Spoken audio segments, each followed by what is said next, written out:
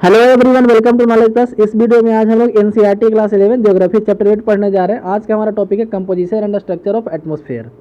तो आइए शुरू करते हैं आज का वीडियो। तो जैसा कि हम लोग जानते हैं कि हम लोग का जो अर्थ है एटमॉस्फेयर, उसमें लगभग 78% के आसपास, 77 से 78% के आसपास नाइट्रोजन है ना। बाकी 21% ऑक्सीजन है, बाकी 1% में सारे लगभग गैस आते हैं। तो कहा जा रहा है कि can a person live without air, क्या कोई आदमी बिना एयर के जी सकता है। We eat food 2-3 times a day and drink water more frequently but breathe every second. तो कहा जा रहा है कि हम लोग दिन में 2-3 बार खाना खाते हैं, पानी थोड़ा ज़्यादा पीते हैं, मतलब कि मुश्किल से 7-8 बार पानी पीते होंगे दिन भर में। लेकिन हम लोग जो ब्रीथ करते हैं, हम लोग जो सांस लेते हैं कुछ सेकंड, मतलब कि हर सेकंड लेते हैं, breathe every second. Air is essential to the survival of all organism, जितने भी जीव जंतु उनके सर्वाइवल के लिए हवा बहुत जरूरी है।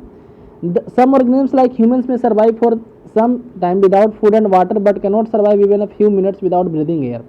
तो कहा जाए कि जो कोई भी एनिमल है बिना खाना के तो जी सकता है, बिना पानी के भी कुछ देर जी सकता है, लेकिन बिना हवा के मिनट भर भी नहीं जी सकता।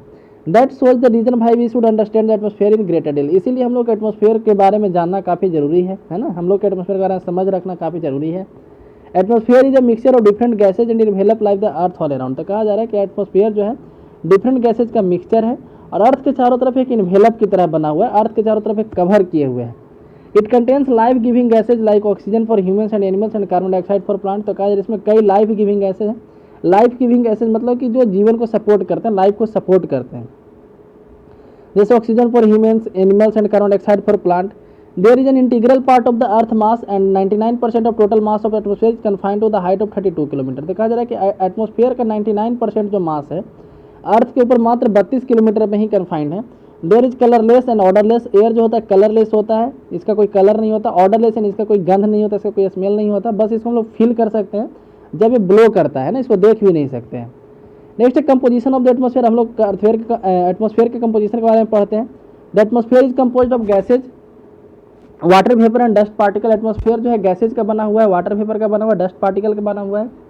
The proportion of gases change in the higher layers of the atmosphere in such a way that oxygen will be almost negligible quantity at the height of 120 kilometre. तो हम लोग जैसे जैसे हाइट पे जाते हैं तो कंपोजिशन उसका चेंज होते जाता है और लगभग 120 किलोमीटर के जाने के बाद उसके बाद ऑक्सीजन न के बराबर हो जाता है। Similarly carbon dioxide and water vapour are found only up to 90 kilometre from the surface of the earth. उसी तरीके से अर्थ के सर्फेस से मात्र 90 किलोमीटर तक कार्बन डाइऑक्साइड और वाटर वेपर पाए जाते हैं, उसके ऊपर कार्बन डाइऑक्साइड और वाटर वेपर नहीं पाया जाता है। ठीक है, आगे पढ़ते हैं गैसेज के बारे में। Carbon dioxide is a meteorologically a very important gas as it transparent to the incoming solar radiation but opaque to the outgoing terrestrial radiation. तो कहा जा रहा है कि अर्थ के लिए कार्बन डाइऑक्साइड का होना काफ़ी जरूरी है, क्योंकि ये ट्रांसपेरेंट है किसके लिए, इनकमिंग सोलर रेडिएशन के लिए, लेकिन ओपेक का काम करता है आउट गोइंग रेडिएशन के लिए। ठीक है, जैसे अर्थ पे जितने भी सोलर रेडिएशन आते हैं, जितने भी सनलाइट अर्थ पे आता है तो अर्थ से टकरा करके सनलाइट वापस जाता है। ठीक है, तो उससे क्या होता है, जैसे अर्थ पे सनलाइट आया और टकरा के वापस जा रहा है, तो इससे क्या होता है कि अर्थ का टेम्परेचर काफ़ी कम हो जाता है और यहाँ पर लाइफ पॉसिबल नहीं हो पाता। तो कार्बन डाइऑक्साइड क्या करता है, जाने वाले जो रेज हैं उनको रोकता है। इस कारण से अर्थ का एक टेम्परेचर मेंटेन होता है और इस तरीके से अर्थ पर लाइफ पॉसिबल होता है। It absorb a part of terrestrial radiation. तो कहा जा रहा है कि पूरे टेरेस्ट्रियल रेडिएशन को तो नहीं रोकता है, लेकिन एक कुछ हिस्से को उसको एब्जॉर्ब कर लेता है, reflect back some part of toward the earth surface. और कार्बन डाइऑक्साइड का जो लेयर है, जो रेडिएशन जा रहा था वापस एटमॉस्फेयर में, उसको फिर टकरा के नीचे भेज देता है। ठीक है, it is largely responsible for the green house effect. Green house effect के लिए कार्बन डाइऑक्साइड काफ़ी ज़्यादा रिस्पॉन्सिबल है। The volume of other gases is constant but the volume of carbon dioxide has been rising in the past few decade. तो कहा जा रहा है दूसरे गैस का वॉल्यूम देखा जाए तो लगभग कॉन्स्टेंट है, लेकिन कार्बन डाइऑक्साइड का वॉल्यूम पिछले कुछ डिकेड्स में, यानी पिछले कुछ दशकों में इसका वॉल्यूम बढ़ता जा रहा है, खास करके फॉसिल फ्यूल के जलाने के कारण। This is also increase the temperature of the air. इसके कारण से हवा का टेम्परेचर भी इंक्रीज कर गया है। Ozone is the another important component of the atmosphere found between 10 to 50 kilometre of the earth surface. तो कहा जा रहा है कि अर्थ के सरफेस से 10 से 50 किलोमीटर के बीच ओजोन पाया जाता है। ये भी काफ़ी इंपॉर्टेंट कंपोनेंट है एटमॉस्फेयर का। ठीक है, and act as a filter the absorb ultra violet rays. तो कहा जा रहा है कि अल्ट्रा वायलेट रेज जो सन से आता है उसको रोकता है, उसको फिल्टर कर लेता है and prevent from reaching the surface of the अर्थ। और अर्थ पे अल्ट्रा वायलेट रे को पहुंचने से हम लोग को रोकता है। यानी कि ओजोन जो है हमारे लिए इंपॉर्टेंट गैस है, लेकिन ओजोन तभी इंपॉर्टेंट है जब ये ऊपर में है। ठीक है, ओजोन यदि सरफेस पे आ जाता तो हमारे लिए जहरीला गैस होगा, हमारे लिए हार्मफुल गैस हो जाएगा। ठीक है, ओजोन यूजफुल तभी है जब ये ऊपर में है, एटमॉस्फेयर में है। जैसे ही लैंड पे आएगा तो हमारे लिए हार्मफुल हो जाएगा। आगे पढ़ते हैं वाटर वेपर के बारे में। तो water vapour is also variable gas in the atmosphere. Water vapour एक तरह का वेरिएबल है ना, जो हाइट बढ़ने पे घटते जाता है। हम लोग अभी पढ़े 90 किलोमीटर के बाद वाटर वेपर नहीं मिलता है। In the warm and wet tropic it may account for 4% of air by volume. तो कहा जा रहा है कि वार्म जहाँ कंडीशन है, जहाँ पे काफ़ी ज़्यादा गर्मी पड़ता है, ट्रॉपिकल एरिया में, खास करके वेट ट्रॉपिकल एरिया में, वहाँ पे हवा के वॉल्यूम का 4% वाटर वेपर होता है। While in the dry and cold area of desert polar region it may less than 1% of the air. लेकिन दूसरे एरिया में देखा जाए, जैसे कोल्ड एरिया में या खास करके डेजर्ट एरिया में, पोलर रीजन है, तो वहाँ पे 1% भी नहीं होता है। Water vapour also decrease from equator toward the pole. तो इक्वेटर से पोल की तरफ जाने में वाटर वेपर घटेगा। It also absorb part of the insulation from the, insulation क्या होता है, अर्थ के कितना लाइट आ रहा है उसको इंसुलेशन बोलते हैं। तो it also absorb part of insulation, earth के कुछ लाइट को एब्जॉर्ब करता है from the sun and preserve the earth radiated heat. It thus act like a blanket allowing the earth neither to become too cold not too hot. तो क्या ये भी एक ब्लैंकेट की तरह काम करता है, ताकि अर्थ जो है ना ज़्यादा गर्म हो जाए ना ज़्यादा ठंडा हो जाए। Water vapour also contribute to the stability and instability of the air. तो कहा जा रहा है कि एयर के स्टेबिलिटी और इनस्टेबिलिटी दोनों में वाटर वेपर कंट्रीब्यूट करता है। ठीक है, आगे हम लोग पढ़ते हैं डस्ट पार्टिकल के बारे में। The atmosphere is sufficient capacity to keep a small solid particle. तो कह रहे हैं कि एटमोस्फेयर में इतना कैपेसिटी है कि छोटे छोटे सॉलिड पार्टिकल को रख सके। बीच में originate from the different sources and include C salt, fine soil, smoke suit, S, pollen, dust and disintegrated particle of meteors. तो इसमें डस्ट पार्टिकल में क्या क्या आता है, तो समुद्र का नमक हो गया, है ना, सॉइल हो गया, मिट्टी का जो महीन कण हो गया, या फिर स्मोक हो गया जो धुआं होता है, राख हो गया, पॉलन या dust, disintegrated particle meteors. Dust particle are generally concentrated in the lower layer of the atmosphere. तो ये भी एटमोस्फेयर के नीचे वाले लेयर में ही कॉन्सेंट्रेटेड है। एट कॉन्वेक्शनल एयर करंट में transport them great height.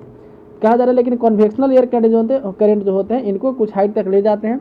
The higher concentration of dust particle is found in the sub tropical and temperate region. तो कहा जा रहा है कि इसका सबसे ज़्यादा कॉन्सेंट्रेशन कहाँ पाया जाता है, तो सब ट्रॉपिकल और टेम्परेट रीजन में, due to dirty winds and comparison to equatorial and polar region. तो कहा जा रहा है कि पोलर रीजन और इक्वेटोरियल रीजन में नहीं पाए जाते हैं, बीच में जो टेम्परेट रीजन है वहाँ पे डस्ट पार्टिकल का क्वांटिटी ज़्यादा होता है।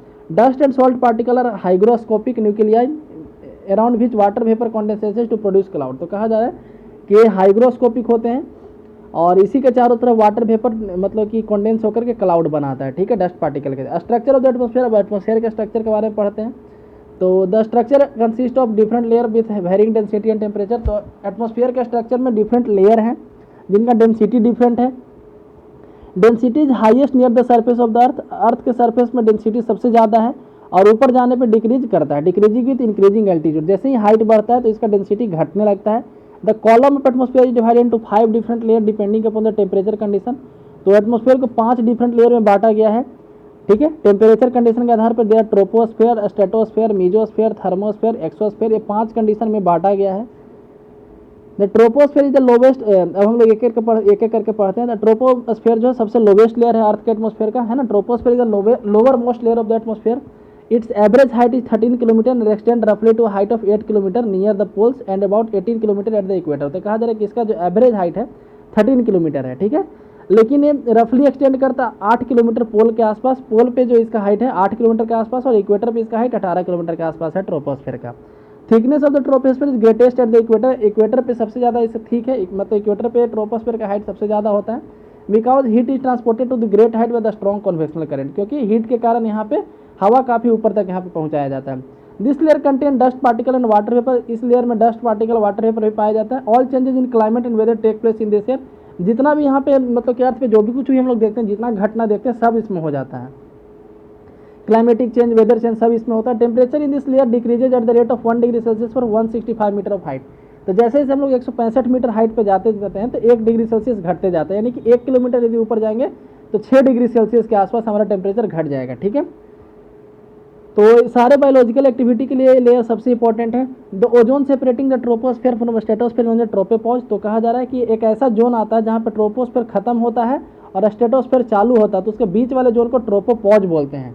ठीक है, द एयर टेम्परेचर है ट्रोपोपॉज अबाउट -80 डिग्री सेल्सियस। तो ट्रोपोपॉज पे जो एयर है, ट्रोपोपॉज पे जो एयर होता है -80 डिग्री सेल्सियस होता है over the equator and -45 over the pole. Pole के पास -45, इक्वेटर पे -80 होता है।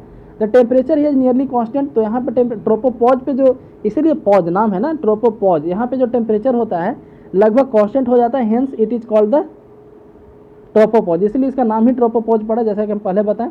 Stratosphere is found above the tropopause, tropopause के ऊपर में स्ट्रेटोस्फीयर पाया जाता है, ठीक है। लगभग 50 किलोमीटर के हाइट तक स्ट्रेटोस्फीयर पाया जाता है। One important feature of stratosphere contain ozone layer, तो स्ट्रेटोस्फीयर में ही ओजोन लेयर पाया जाता है, इसलिए काफ़ी इंपॉर्टेंट होता है। ओजोन क्या काम करता है, तो absorb ultra violet radiation and shields life on earth from intense harmful of energy, तो कहा जा रहा है कि अल्ट्रा वायलेट रेडिएशन को रोकता है और हम लोग तक अल्ट्रा वायलेट रे को आने से बचाता है, ठीक है। अल्ट्रा वायलेट रे यदि आ जाए अर्थ पे तो स्किन कैंसर जैसा बीमारी होता है। उसके बाद आता है mesosphere, mesosphere lies above the stratosphere, तो स्ट्रेटोस्फीयर के बाद आता है स्ट्रेटोपॉज, उसके बाद आता है मीजोस्फीयर जिसका यहाँ मेंशन नहीं किया गया, उसके बाद आता है स्ट्रेटोपॉज।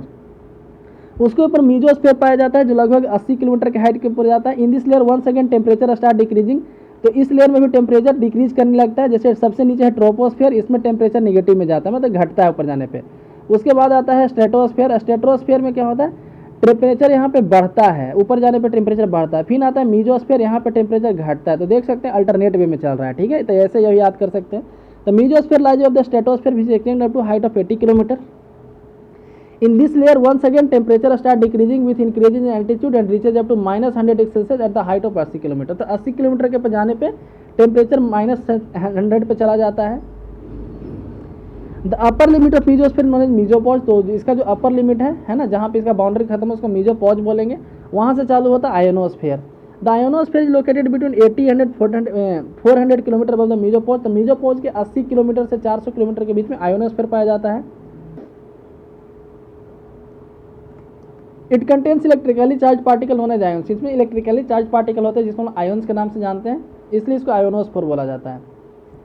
रेडियो वेव जो हम लोग अर्थ से भेजते हैं, radio wave transmitted from the earth are reflected back to the earth by this layer, तो इसी लेयर से टकरा करके मतलब कि इसी लेयर के कारण बोल सकते हैं हम लोग रेडियो सुन पाते हैं, ठीक है। Temperature here start increasing with height, यहाँ पे टेम्परेचर बढ़ने लगता है हाइट बढ़ने पे, है ना। तो जैसे सबसे पहले क्या आया था ट्रोपोस्फीयर, वहाँ पे टेम्परेचर निगेटिव में जाता था। स्ट्रेटोस्फीयर वहाँ पे टेम्परेचर बढ़ता था। फिर आया मीजोस्फीयर, फिर टेम्परेचर घटने लगा। उसके बाद आयोनोस्फीयर, फिर टेम्परेचर बढ़ने लगा। तो देख सकते हैं अल्टरनेट चल रहा है, ठीक है। तो temperature start increasing with height, the upper most layer of the atmosphere is called thermosphere, और सब उसके बाद में जो आता है उसको थर्मोस्फेयर बोलते हैं। उसके बाद फिर एक्सोस्फेयर आता है, ठीक है, उसका कोई बाउंड्री है। तो आप यहाँ पे देख सकते हैं, सबसे पहले ट्रोपोस्फेयर के बारे में देखते हैं। तो नॉर्मली ट्रोपोस्फेयर का जो यहाँ पे बताया गया है 15 डिग्री के आसपास टेम्परेचर है, हाइट बढ़ने पे घटते जा रहा है ना। हर 1 किलोमीटर पे जो है 6 डिग्री सेल्सियस का टेम्परेचर घट रहा है, ठीक है। तो इस तरीके से यहाँ घटते घटते -60 के आसपास पहुँचा है। और फिर यहाँ पे टेम्परेचर कुछ देर कांस्टेंट है, जो ट्रोपोपॉज है यहाँ पे टेम्परेचर कुछ देर कांस्टेंट है। उसके बाद फिर टेम्परेचर बढ़ने लगा, है ना, देख रहे हैं -60 से बढ़ते बढ़ते कहाँ पहुँच गया, 0 तक पहुँच गया। उसके बाद स्ट्रेटोपॉज आता है, स्ट्रेटोपॉज पे टेम्परेचर कांस्टेंट रहा, फिर मीजोस्फीयर में घटने लगा, ठीक है। यहाँ देख सकते हैं फिर कुछ देर कांस्टेंट रहा क्योंकि यहाँ पे मीजोपॉज आया। उसके बाद फिर थर्मोस्फेयर है, यहाँ पे ऐसे आया, ठीक है। तो थर्मोस्फेयर के अंदर ही आयोनोस्फेयर पाया जाता है, इसी के अंदर यहाँ पे मीजोपॉज के हल्का ऊपर में आयोनोस्फेयर पाया जाता है, यहाँ पे नहीं दिखाया गया है इस पिक्चर में।